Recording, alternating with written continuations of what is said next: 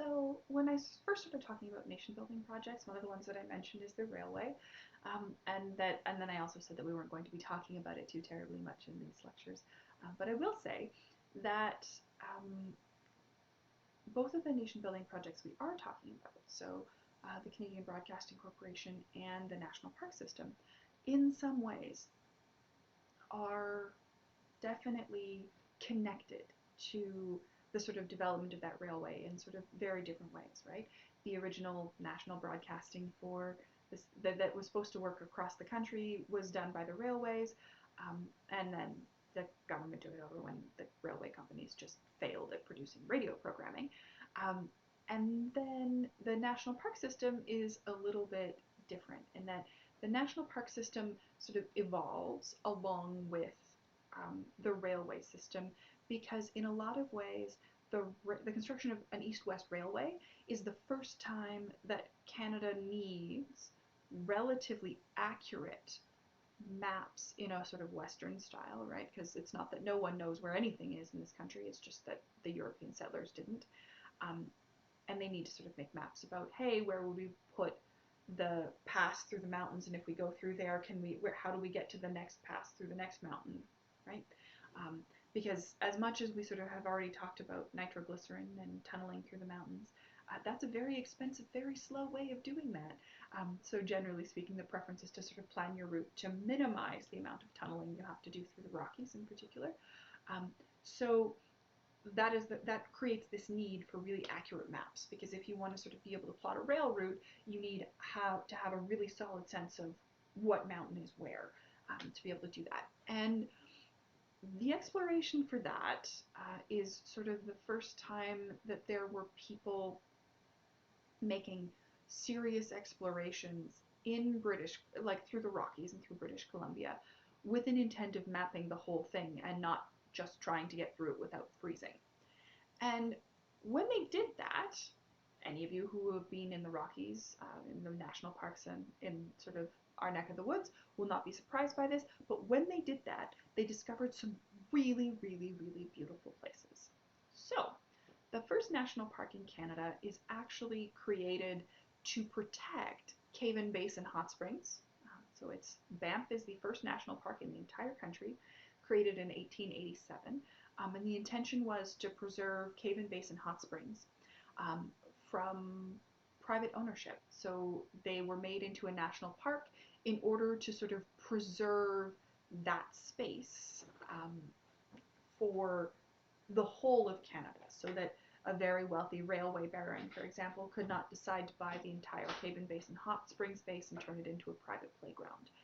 Um, that's the first ones in 1887.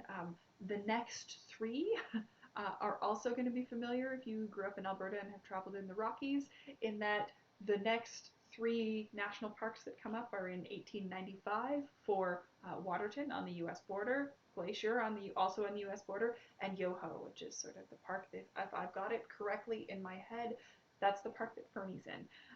So there's that kind of conversation around protecting primarily the Rockies, and that was sort of the first place. Jasper comes a little bit later.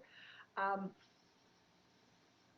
in a sort of weird reversal of fortunes, I suppose, because this is probably one of the only examples of this happening, the parks in the eastern part of the country are actually created later.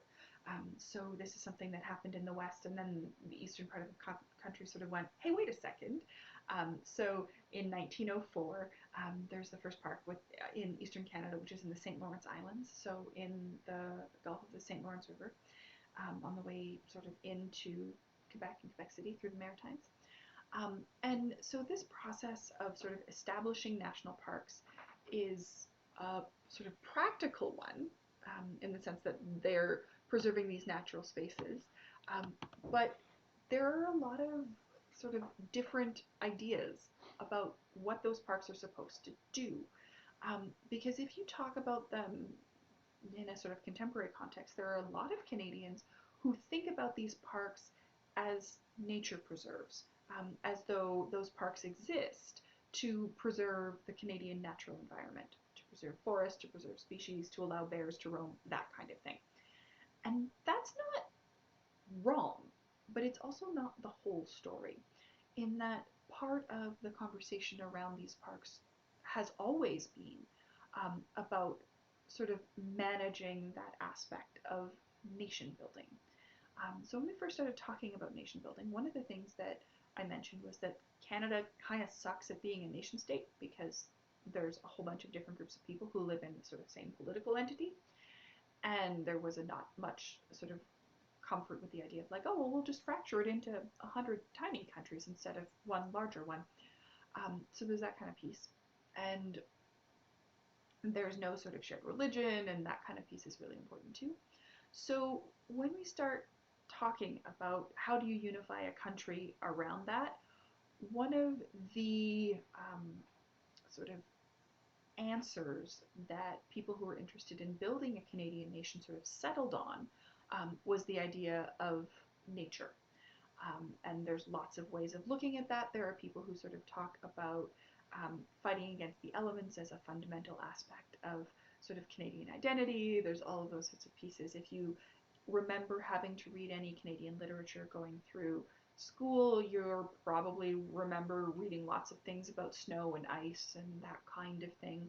Um, and this is, and I mean, if you look, for example, at Canadian visual art, you'll see lots of stuff like that. Oh, you see lots of sort of landscapes and lots of sort of natural spaces. All of those things are really, really important. But the idea behind national parks is that all Canadians could sort of identify with and take pride in those parks, regardless of their linguistic origin, their religious origin, where they came from in the world, that kind of thing. They could sort of pull together around this central idea. And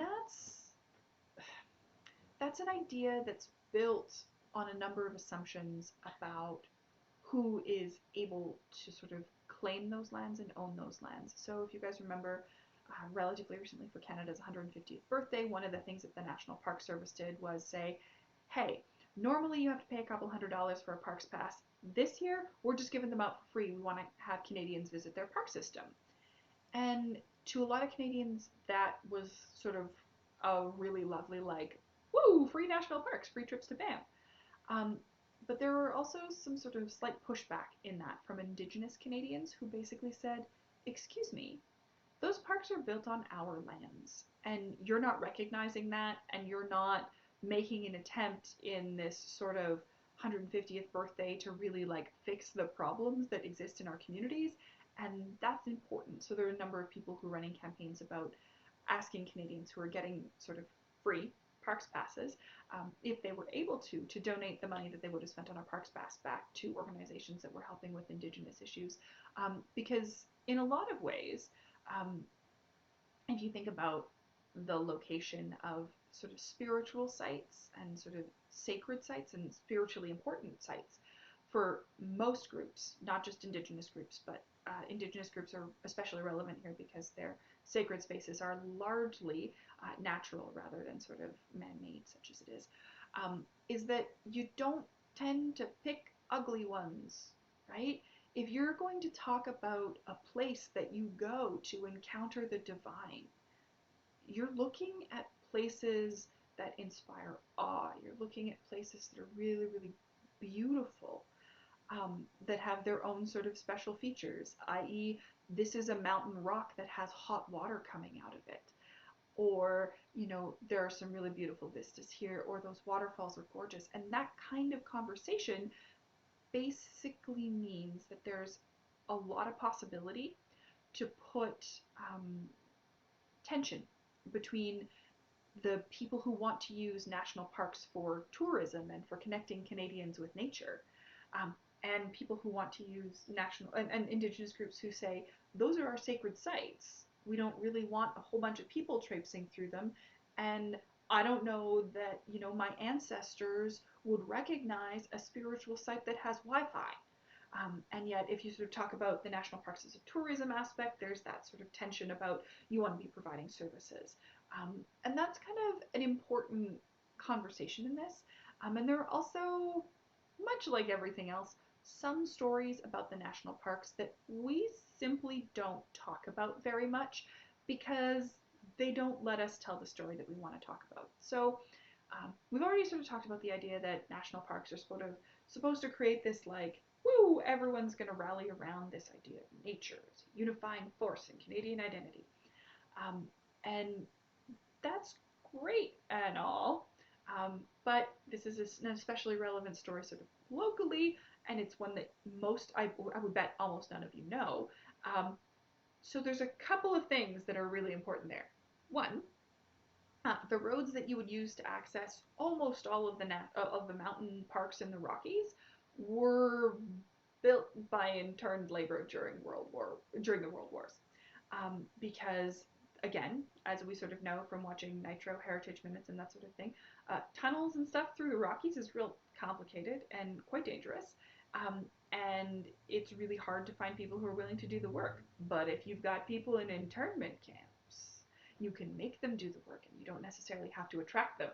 So when we interned pacifists and Germans and all kinds of sort of people who were considered to be threats in World War One, mostly people who were sort of indigent and homeless, um, they were all sort of conscripted and sent out to the Rockies, where they worked very, very hard to build um, many of the roads that we now use to access those parks, in a lot of places by hand and with relatively little like mechanical assistance that we would see today. So there's that sort of piece. The other piece, again, about the mountain parks is that if you've ever driven to sort of Banff or Jasper, you're probably quite familiar with seeing those forests where there's like a line where the conifers have turned orange, right? That's a pine beetle infestation. We could talk a little bit about pine beetle, but we're not going to. What you need to understand is that that exists because almost all of that land had been logged by the time we sort of started talking about what national parks should look like and expanding that park system. So there was a need to reforest them. And those were, again, reforested largely with interned labor during the Second World War, in sort of Western Canada, particularly Mennonite interned labor, i.e. people who were interned because because they're pacifists and refused the idea of war. So they replanted all of those trees, and when they replanted them, they planted them all in a single species, which is why the pine beetle sort of spreads the way that it does.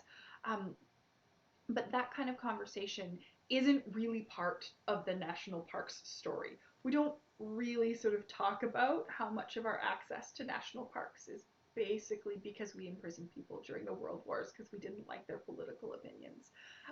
So even when we start talking about sort of national parks, and we sort of talk about nature as this sort of unifying aspect of Canadian identity and trying to build a Canadian identity around that, it's important to remember that as much as we talk about nature as neutral, it isn't. Or more accurately, our experiences of it are not neutral. They're sort of shaped by a number of things, right? Um, there's lots, we'll talk about this in our next video, but there are national parks, for example, that the only way to get to them is by helicopter. But if that's how all of your national parks work, you don't have something that's accessible and you don't have something that can actually unify Canadians because no one can get there. And that's sort of an important aspect to talk about. We're going to talk a little bit about access in our next video.